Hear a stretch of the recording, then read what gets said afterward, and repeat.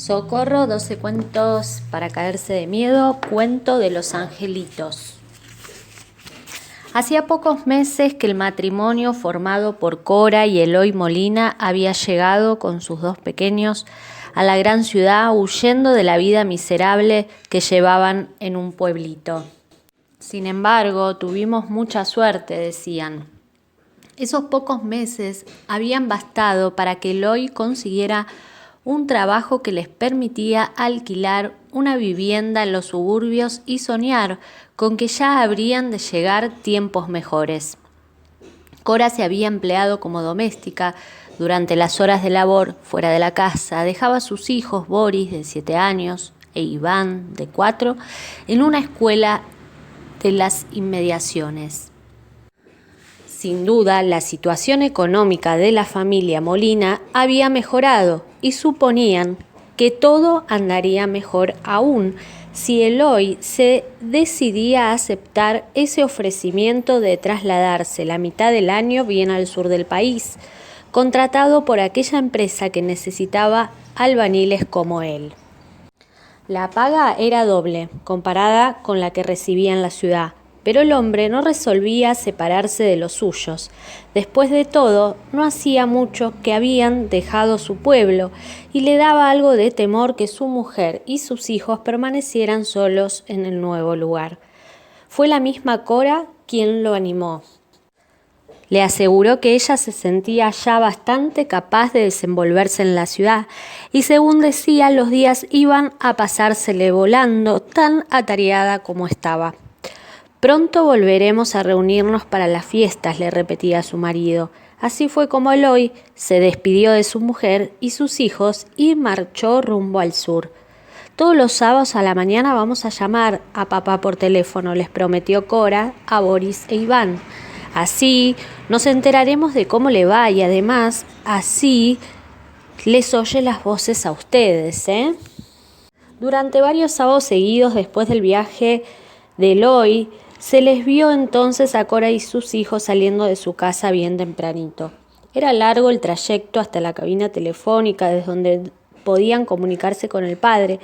Caminata de varias cuadras hasta un paso a nivel, cruce del mismo por un sendero peatonal precariamente abierto y por fin otra fatigosa caminata hasta arribar a la ruta por donde pasaba el colectivo que los llevaba al centro de la ciudad. «Mamá, tengo ganas de hacer pis», le dijo Iván aquel sábado. No bien los tres habían llegado cerca del paso a nivel. Cora buscó los arbustos de un baldío, como improvisando baño de emergencia para su hijo menor. Boris esperaba, juntando piedritas a su alrededor, cuando de repente un hombre apareció junto a su madre como brotado de los matorrales. La expresión de su cara daba miedo. «Cuidado, mamá», le gritó Boris, al ver que el hombre se le abalanzaba. Cora no tuvo posibilidad de defenderse, ocupada como estaba en la atención de las necesidades del chiquito. Sintió que un puñetazo la derribaba, a la par que unas manos le arrebataban el bolso. A pesar del sorpresivo ataque y del mareo producido por el golpe, la mujer unió fuerzas y valor y se echó a correr detrás del ladrón, que rumbeaba hacia el paso a nivel como diablo que sopla el viento.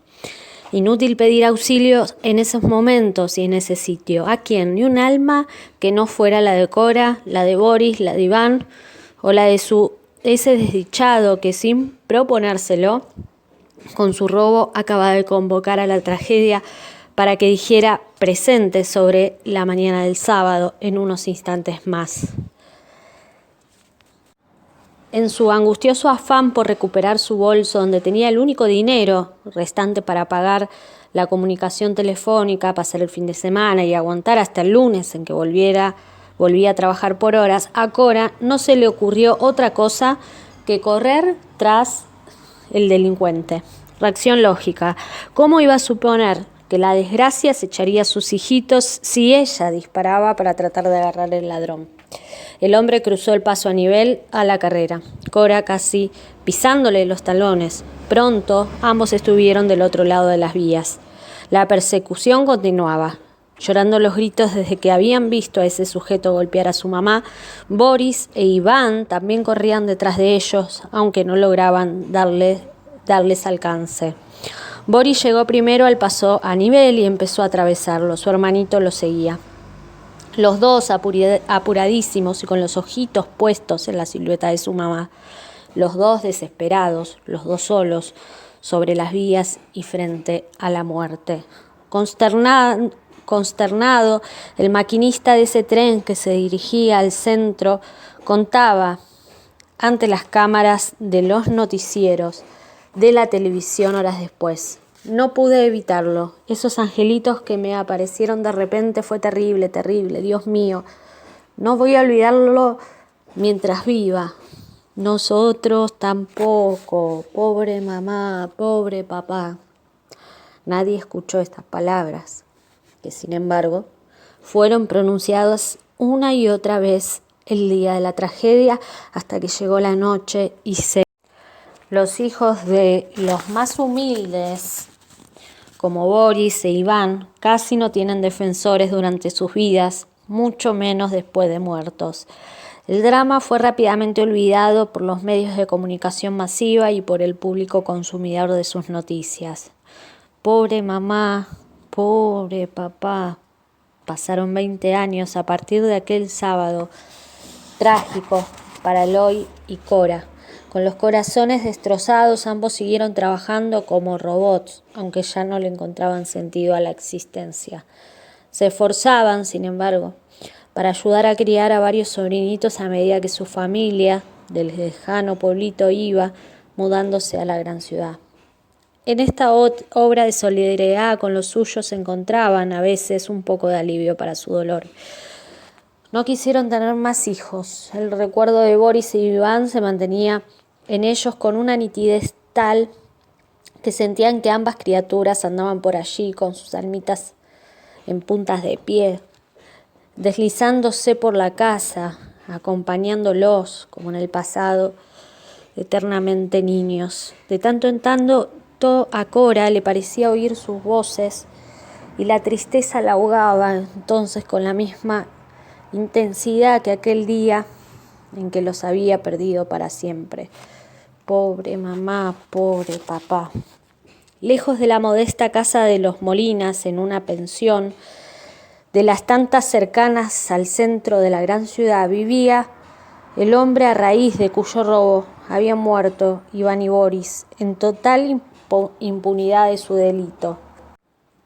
No le había ido mal económicamente, astuto ladrón, como se había convertido, con banda propia y todo. Sin embargo, jugador empedernido, el dinero le duraba lo que un suspiro. Todos creían que esta situación de continua escasez, era la causante de su mal humor, de su carácter hosco, huraño.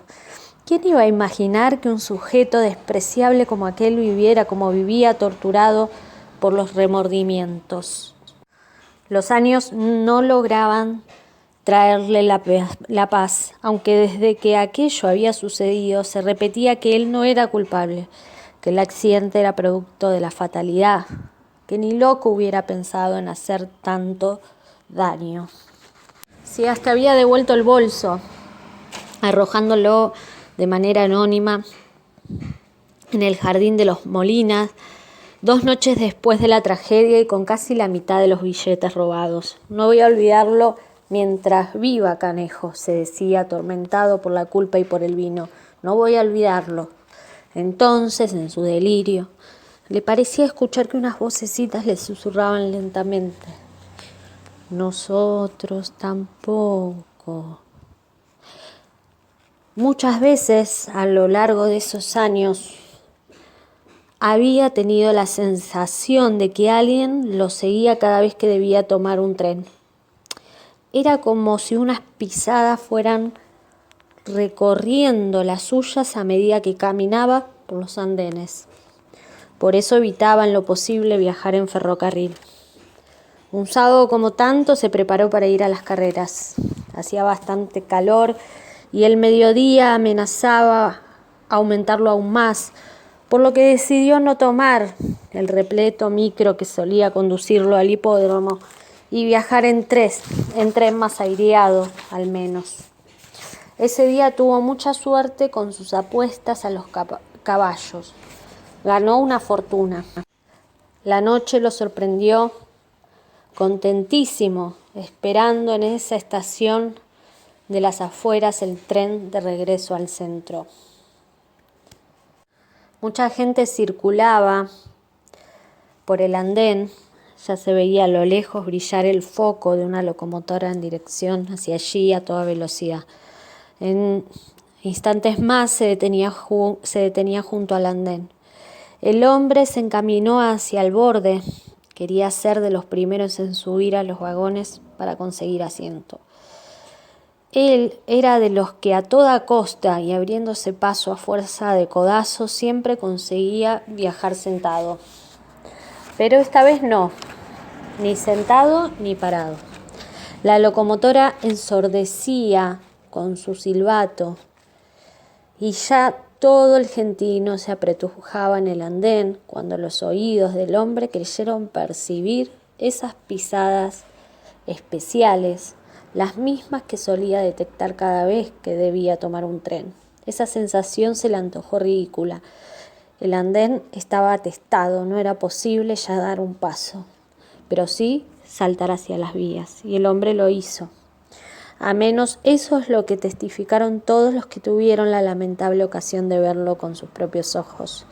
El tipo se arrojó cuando se acercaba al tren, lo hizo pedazos, imagínense. Fue un espectáculo espantoso, más porque parecía un hombre normal.